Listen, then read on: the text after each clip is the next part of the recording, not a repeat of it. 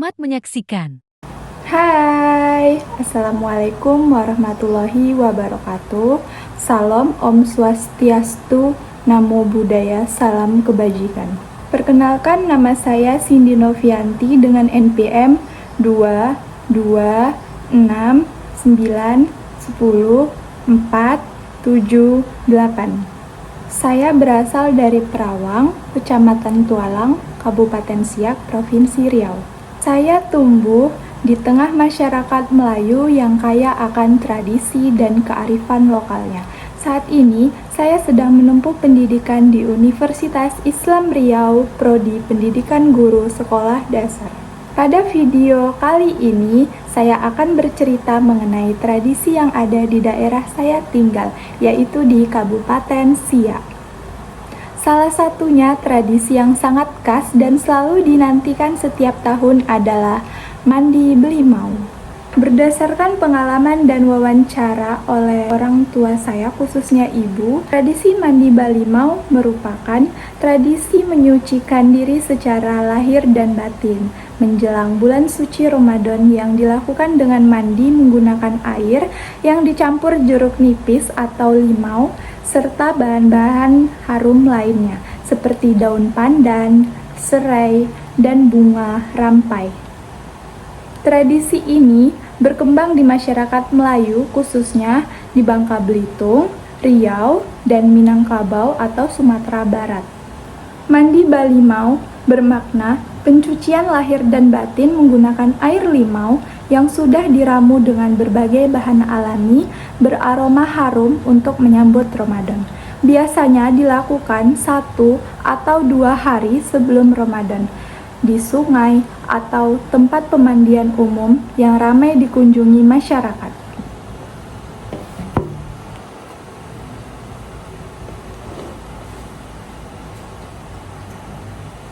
Sebelum mandi, niat disucikan dan menyambut puasa diluruskan.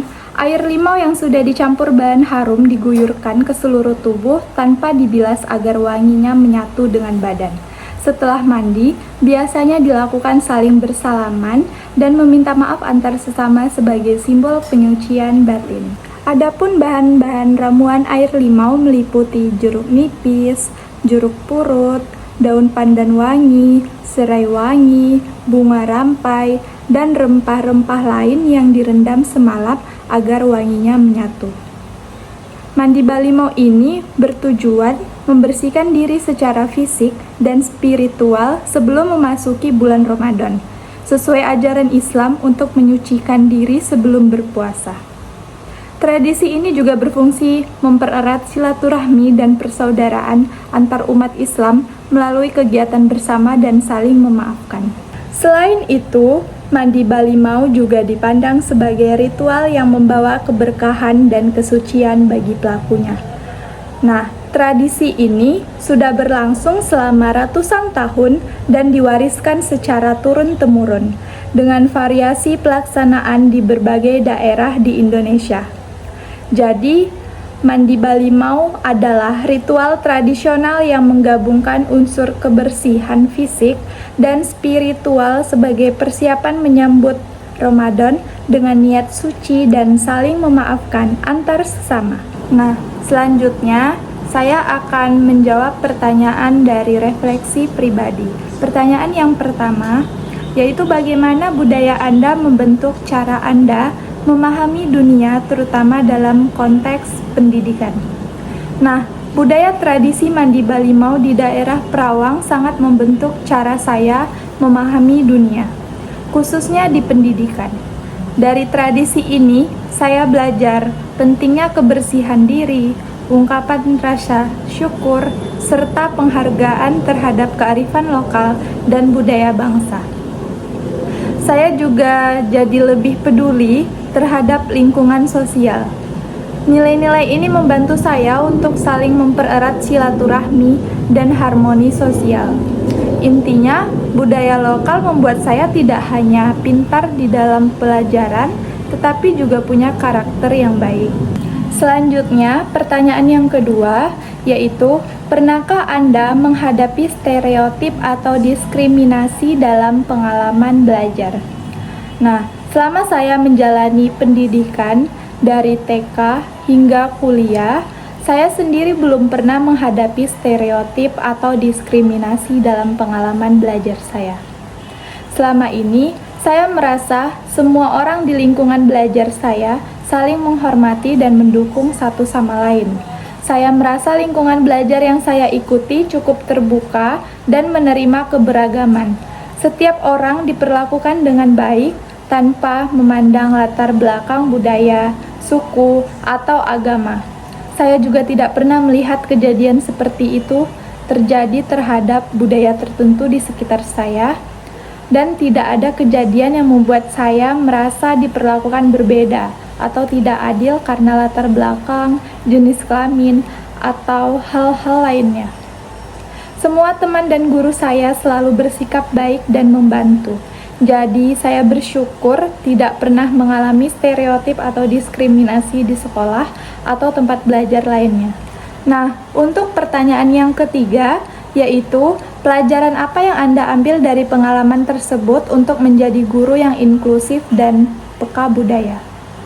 Dari pengalaman tradisi dan budaya yang diperoleh Mandi Balimau telah memahami makna penyucian diri dan refleksi diri, membangun harmoni sosial dan silaturahmi, menanamkan nilai-nilai kearifan lokal, menjadi teladan dalam menghargai tradisi, mengedepankan sikap empati dan toleransi, serta menggunakan tradisi sebagai media pendidikan karakter.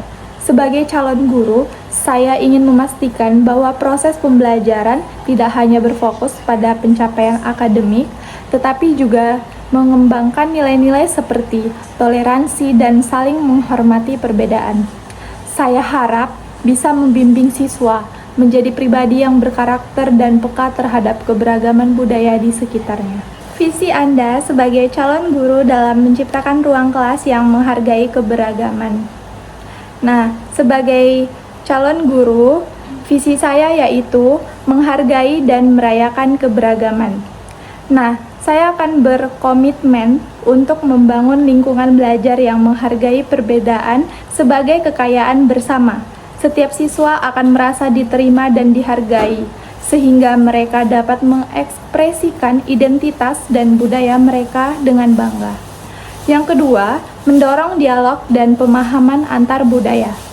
Nah, saya ingin menciptakan ruang kelas yang menjadi tempat terbuka untuk berdiskusi dan bertukar pengalaman antar siswa dari berbagai latar belakang. Dengan begitu, siswa dapat mengembangkan empati, toleransi, dan keterampilan sosial yang penting dalam kehidupan bermasyarakat.